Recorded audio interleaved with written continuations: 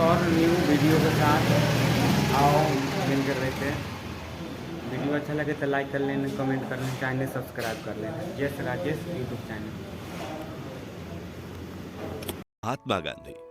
दोस्तों, हमारे राष्ट्रपिता महात्मा गांधी, जिन्होंने अपनी लाठी के दम पर अंग्रेजों को भारत से बाहर खदेड़ फेंका था, जिनके अहिंसक आंदोलन की चर्चा आज भी हमारे रोंगटे खड़ी कर देती है, और जिन्होंने देश की आजादी में एक महत्वपूर्ण भूमिका निभाई थी। लेकिन क्या आप जानते हैं कि वही महात्मा गांधी भगत सिंह, राजगुरु और सुखदेव की फांसी रुकवा सकते थे, लेकिन उन्होंने ऐसा नहीं किया। मगर क्यों? क्या बापू कमजोर ना पड़ते तो भारत को 1920 के दशक में ही आजादी मिल जाती? और क्या वाकई में बापू ने बंटवारे के दौरान अनशन करके पाकिस्तान को 55 करोड़ रुपए दिलवाए थे, जिसका इस्तेमाल उसने कश्मीर में भारत पर ही हमला करने के लिए किया था? जानेंगे गांधी बापू से जुड़ी कुछ अनसुनी कहानियां। आज के इस दिलचस्प वीडियो में पता लगाएंगे कि क्यों कहा जाता है मजबूरी का नाम महात्मा गांधी। लेकिन उससे पहले हर भारतीय वीडियो को लाइक करके कमेंट में जय हिंद जरूर लिखें। दोस्तों, गांधी जी की मजबूरी से जुड़ी पहली कहानी की शुरुआत होती है सन 1800 के दौर से, जब दादा अब्दुल्लाह नाम के गुजराती व्यापारी नटाल में जाकर बस गए थे। लेकिन उनका बिजनेस में काफी लॉस हुआ था और कोर्ट केस लड़ने के लिए कोई भी वकील नहीं मिल रहा था। तब उन्होंने महात्मा गांधी को दक्षिण अफ्रीका आकर उनका केस लड़ने के लिए कहा। अब गांधी जी के पास भी भारत में कुछ खास काम नहीं था, इसलिए सन 1890 में वो साउथ अफ्रीका चले गए। इस दौरान जब वो ट्रेन में सफर कर रहे थे तो उनके पास फर्स्ट क्लास की टिकट थी, लेकिन उस वक्त फर्स्ट क्लास में सिर्फ गोरे लोगों को ही बैठने की परमिशन थी। इसलिए टीसी ने गांधी जी को अपमानित करते हुए थर्ड क्लास कंपार्टमेंट में जाने के लिए कहा, लेकिन गांधी जी अपनी जिद पर अड़े रहे कि मेरे पास तो फर्स्ट क्लास की टिकट है। जो सुनकर ट्रेन में सवार अंग्रेजों को गुस्सा आ गया और उन्होंने अगले स्टेशन पर गांधी जी की पिटाई करते हुए उन्हें फर्स्ट क्लास कंपार्टमेंट से बाहर फेंक दिया।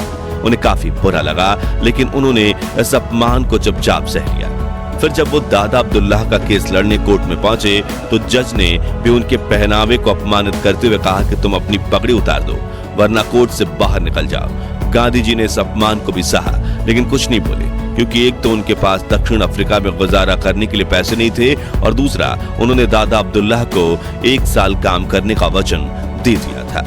अब ये गांधी जी की मजबूरी थी या सहन शक्ति, इस बारे में अपनी राय हमें कमेंट्स में जरूर बताइए। खैर, अगले 1 साल तक उन्होंने साउथ अफ्रीका में भारतीयों और अश्वेतों के साथ हो रहे अत्याचारों को करीब से देखा, और सन 1894 में उन्होंने अंग्रेज सरकार के सामने मोर्चा खोल दिया और नटाल इंडियन कांग्रेस नाम के संगठन की स्थापना की, जिसका उद्देश्य भारतीयों और अश्वेतों को मतदान करने का अधिकार दिलाना था। जिसके बाद सन 1906 में गांधी ने दक्षिण अफ्रीका में पहला सत्याग्रह किया, और 7 सालों तक चले इस सत्याग्रह में उन्होंने भारतीयों और अश्वेतों को कई हक दिलवाए। इसी बीच कांग्रेस के वरिष्ठ नेता गोपाल कृष्ण गोखले ने गांधी जी को भारत आकर ब्रिटिशर्स के खिलाफ लड़ाई लड़ने के लिए आमंत्रित किया। इसके लिए उन्होंने एक पत्र भी लिखा था, और सन 1915 में गांधी जी भारत आ गए और यहाँ उन्होंने अंग्रेजों के खिलाफ अहिंसक आंदोलन शुरू किए। यहीं से शुरुआत होती है गांधी जी की मजबूरी से जुड़ी दूसरी कहानी। दरअसल गांधी जी की विचारधारा से शुरुआत में देश के करोड़ों लोग प्रभावित थे, जिनमें वीर भगत सिंह का नाम भी शामिल था। तभी गांधी जी ने अंग्रेजों के खिलाफ असहयोग आंदोलन की शुरुआत की, जिसका उद्देश्य था ब्रिटिश सरकार की कमर तोड़ देना, जिसके लिए गांधी जी ने कहा कि समग्र भारत अंग्रेजों का सहकार करना बंद कर दे, मजदूर फैक्ट्री में जाकर काम करना छोड़ दीजिए, रेलवे ट्रैक्स बिछाना बंद कर दीजिए, अंग्रेजी कपड़े खरीदने के बजाय खुद चरखा चलाकर अपने कपड़े बनाइए, ब्रिटिश उत्पादों का खुलकर बहिष्कार कीजिए और स्वदेशी वस्तुओं का इस्तेमाल कीजिए। अगले 2 सालों तक ये आंदोलन जोरों शोरों से चला। करोड़ों देशवासियों ने इस मूवमेंट में बढ़ चढ़कर हिस्सा लिया और ब्रिटिश सरकार पूरी तरह से कंगाल हो चुकी थी, जिससे बौखलाते हुए ब्रिटिशर्स ने अहिंसा से आंदोलन कर रहे भारतीयों के खिलाफ हिंसक कदम उठाना शुरू कर दिए। पुलिस ऑफिसर्स लाठीचार्ज करने लगे और निर्दोष लोगों को कोल्ड ब्लड में मौत के घाट उतारने लगे थे, लेकिन गांधी जी पर भरोसा दिखाते हुए देशवासी सब कुछ सहते रहे। मगर फिर आया 4 फरवरी 1922 का दिन, जब उत्तर प्रदेश में गोरखपुर के पास चौरी चौरा कस्बे में प्रोटेस्ट कर रहे क्रांतिकारियों के सब्र का बांध टूट गया। दरअसल वहां ब्रिटिश प्रोटेस्ट कर रहे क्रांतिकारियों को मार रहे थे और उनके खिलाफ हिंसक कार्रवाई करने लगे, जिसके बाद क्रांतिकारियों ने एक पुलिस स्टेशन में आग लगा दी, जिससे वहां छिपे 22 पुलिसकर्मी जिंदा जलकर मर गए। अब भले ही वो पुलिस ऑफिसर्स ब्रिटिश सरकार के लिए काम करते थे, लेकिन असल में वे सभी भारतीय थे। जिससे गांधी जी को बड़ा झटका लगा और उसके बाद से वो परेशान रहने लगे, जिसके बाद उन्होंने ये कहते हुए असहयोग आंदोलन पर रोक लगा दी कि अगर किसी ने आपकी आंख फोड़ी और आप उनकी आंख फोड़ोगे तो पूरी दुनिया अंधी हो जाएगी। अब ये कदम उठाना जरूरी था या फिर गांधी जी एक बार फिर मजबूर हो गए थे? ये जवाब हम नहीं देंगे, बल्कि आप हमें कमेंट्स में बताइए। हालांकि उस वक्त गांधी जी के इस फैसले से देश के करोड़ों देशवासी नाराज हुए थे, यहां तक कि गांधी जी को अपना पिता मानने वाले जमनालाल बजाज, जो गांधी जी के आंदोलन को फंडिंग देते थे, उन्होंने भी खादी, चरखा उद्योग, स्वदेशी स्कूल, कॉलेज और बाकी चीजें बनाने में काफी पैसा खर्च किया था, वो सब भी बंद हो गया, जिससे उन्हें भी गहरा झटका लगा। और तो और वीर भगत सिंह, जो असहयोग आंदोलन में गांधी जी का बढ़ चढ़ कर साथ दे रहे थे, उनका भी गांधी जी और अहिंसा से भरोसा उठ गया और इसी वजह से उन्होंने आजादी के लिए हिंसा का मार्ग चुनने का निर्णय लिया। और यहीं से शुरू होती है गांधी जी की मजबूरी की तीसरी कहानी, जिसे लेकर इतिहासकारों का कहना है कि गांधी जी भगत सिंह की फांसी रुकवा सकते थे, लेकिन उन्होंने ऐसा नहीं किया। दरअसल सन 1930 में अंग्रेजों ने नमक पर 2400% टैक्स लगा दिया था, जिसके खिलाफ गांधी जी ने दांडी सत्याग्रह छेड़ दिया, जिसमें अहमदाबाद के साबरमती आश्रम से दांडी यानी कि आज के नवसारी तक उन्होंने 78 साथियों के साथ पैदल यात्रा शुरू की। 387 किलोमीटर की अहिंसक यात्रा में गांधी जी के साथ हजारों लोग जुड़ने लगे और भीड़ इतनी बढ़ गई कि काबू करना नामुमकिन हो गया, जिससे तंग आकर अंग्रेजों ने इस आंदोलनकारियों पर लाठीचार्ज करते हुए पीटना शुरू कर दिया। गांधी जी ने भी मार खाई और उनके साथ हजारों क्रांतिकारियों ने भी, लेकिन वो चलते गए। जब गांधी जी का यह आंदोलन समग्र भारत में न फैल जाए, उसके डर से वायसराय लॉर्ड इरविन ने गांधी जी के साथ 60,000 भारतीयों को अरेस्ट करवा दिया।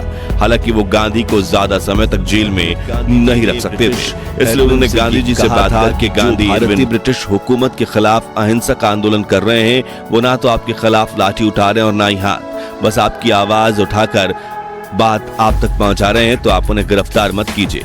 और दांडी सत्याग्रह में भी जिन अहिंसक फ्रीडम फाइटर्स को गिरफ्तार किया गया, उन्हें छोड़ दीजिए। वायसराय इरविन ने कहा, ठीक है, लेकिन मैं भगत सिंह, राजगुरु और सुखदेव का क्या करूं?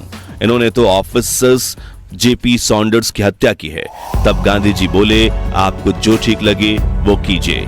गांधी जी के इस रुखे फैसले की बात जब कांग्रेस के सामने आई, तब सुभाष चंद्र बोस समेत कई लोगों ने भी गांधी जी और इरविन के समझौते का विरोध किया।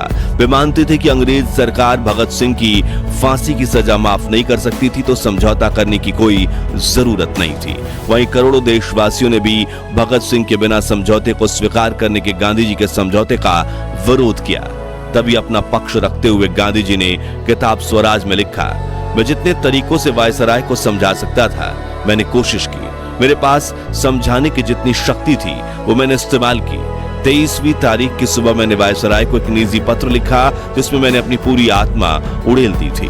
हालांकि अगर हम इतिहासकारों की माने तो 23 मार्च 1931 के दिन वायसराय को चिट्ठी लिखने का कोई फायदा नहीं था, क्योंकि तब तक तो बहुत देर हो चुकी थी और शायद गांधी जी ने यह चिट्ठी सिर्फ अपने बचाव में लिखी थी ताकि देशवासी उनका साथ दें, बल्कि असल में वो वायसराय इरविन ने समझौते के वक्त गांधी जी को यह तक ऑफर दिया था कि अगर आप भगत सिंह से यह कमिटमेंट लेकर देते हैं कि वे ऐसी हरकत दोबारा नहीं करेंगे, तो मैं उन्हें छोड़ भी दूंगा या फिर सजा तो कम करवा ही दूंगा। लेकिन गांधी जी ने कहा कि मुझे नहीं पता कि वो भविष्य में बदलेंगे या नहीं, इसलिए मैं उनका साथ नहीं दूंगा और उनकी जिम्मेदारी नहीं लूंगा। ऐसे में कहीं ना कहीं भगत सिंह की फांसी के पीछे की वजह गांधी इरविन समझौते को भी माना जाता है। हालांकि यह कहना गलत नहीं होगा कि गांधी जी के कहने पर ही शायद वीर भगत सिंह अंग्रेजों के सामने बिल्कुल नहीं झुकते, क्योंकि उन्होंने खुद अपनी सजा माफी की अर्जी देने से इनकार कर दिया था और तब उनके पिता ने इसके लिए अर्जी लगाई तो उन्होंने बेहद कड़े शब्दों में पत्र लिखकर इसका जवाब दिया था। वहीं भगत सिंह, राजगुरु और सुखदेव के इस बलिदान ने ही करोड़ों देशवासियों में आजादी से लड़ने के लिए आग को जागृत किया, इसलिए उनका बलिदान तो व्यर्थ नहीं गया। खैर, क्या भगत सिंह का साथ ना देना गांधी जी का अहिंसा से जुड़े वसूलों के लिए जरूरी था, या फिर ब्रिटिशर्स के सामने एक बार झुकना उनकी मजबूरी थी? इस बारे में अपनी राय कमेंट्स में बताइए। अब गांधी जी को मजबूर और असहाय ठहराने वाली चौथी कहानी है भारत पाकिस्तान के बंटवारे की कहानी। तो जब अंग्रेज भारत से अपनी पकड़ खो रहे थे, तब उन्होंने भारत को आजादी देने का फैसला किया ताकि भारतीयों के पैरों तले कुचलने के बजाय वो सही सलामत ब्रिटेन लौट सके। तभी मोहम्मद अली जिन्ना ने मुस्लिमों के लिए अलग देश की मांग कर दी, जो सुनकर गांधी जी को बड़ा झटका लगा। उन्होंने माउंटबेटन को समझाने की कोशिश करते हुए कहा कि तुम इंडिपेंडेंस देकर चले जाओ, हम बंटवारा का बाद में देख लेंगे। लेकिन अंग्रेज तो भारत के ऊपर अपनी खुन्नस निकालना चाहते थे, इसलिए उन्होंने कहा कि फैसला तो अभी होगा। तब गांधी जी ने जिन्ना को भी समझाने की कोशिश की, लेकिन जिन्ना नहीं माने, बल्कि उन्होंने तो कलकत्ता में हिंदू मुस्लिम दंगे शुरू करवा दिए, जिसमें 5,000 से 10,000 भारतीय मारे गए और इस घटना को ग्रेट कोलकाता किलिंग कहा जाता है। मगर इतना सब होने के बावजूद गांधी देश के टुकड़े नहीं होने देना चाहते थे, इसलिए उन्होंने जवाहरलाल नेहरू और सरदार पटेल से कहा कि बंटवारा मत होने दो, बल्कि हम जिन्ना को ही अखंड भारत का प्रधानमंत्री बना देते हैं। लेकिन नेहरू पटेल दोनों इसके खिलाफ थे, क्योंकि अगर जिन्ना प्रधानमंत्री बनते तो वो देश में बाकी जातियों के लोगों का जीना हराम कर देते। इसलिए पंडित नेहरू और सरदार पटेल को एक गुलामी से आजाद होकर दूसरी गुलामी के दौर में जाने का बिल्कुल मन नहीं था। तभी गांधी जी अपनी ही कांग्रेस पार्टी के नेताओं को मनाने के लिए कई बार अनशन पर बैठ गए थे, लेकिन इस बार नेहरू पटेल अड़े रहे और माउंटबेटन देश का बंटवारा करने में कामयाब हो गए। यहाँ गांधी जी की लीडरशिप कमजोर पड़ती हुई देखी गई थी। खैर, इस बंटवारे को लेकर यह बात भी कही जाती है कि भारत और पाकिस्तान के बीच सिर्फ जमीन का बंटवारा नहीं हुआ, बल्कि संसाधनों का भी बंटवारा हुआ था। इसी वजह से तय किया गया कि बड़ा देश होने के नाते भारत पाकिस्तान को 75 करोड़ रुपए देगा। यह समझौता भारत और पाकिस्तान की सरकारों के बीच हुआ था। भारत ने पाकिस्तान को 20 करोड़ की पहली किस्त भी दे दी थी, लेकिन तभी पाकिस्तान ने कश्मीर पर हमला कर दिया, इसलिए भारत सरकार ने पाकिस्तान को दी जाने वाली दूसरी किस्त को रोक दिया। लेकिन माउंटबेटन भारत पर पाकिस्तान को बाकी पैसा देने के लिए दबाव डाल रहे थे। तभी गांधी जी ने सरकार के सामने पाकिस्तान को 55 करोड़ रुपए देने के लिए अनशन कर दिया। इसी वजह से भारत ने पाकिस्तान को पैसे दिए थे। हालांकि कुछ इतिहासकार कहते हैं कि गांधी जी उस वक्त सिर्फ हिंदू मुस्लिम दंगों के खिलाफ अनशन पर बैठे थे और गांधी के उपवास को खत्म करवाने के लिए बनाई गई समिति द्वारा गांधी जी को दिए गए आश्वासनों में पाकिस्तान को पैसे दिया जाना शामिल नहीं था। अब असल सच क्या है, वो बात तो इतिहास के पन्नों में कहीं दफन है, लेकिन बंटवारे के दौर में गांधी जी को कई वरिष्ठ नेताओं ने मजबूर बापू कहा था। दोस्तों, आजादी के आंदोलनों में ऐसी कई घटनाएं हुई थी जिसमें गांधी जी के निर्णय कमजोर पड़ते दिखे थे। इसलिए आज भी कई विशेषज्ञ कहते हैं कि मजबूरी का नाम महात्मा गांधी। खैर, क्या महात्मा गांधी वाकई में मजबूर थे? और क्या गांधी जी की अनसुनी कहानियां सीरीज का आप पार्ट 2 देखना चाहते हैं? कमेंट्स में बताइए। वीडियो पसंद आई हो तो इसे लाइक शेयर करके 11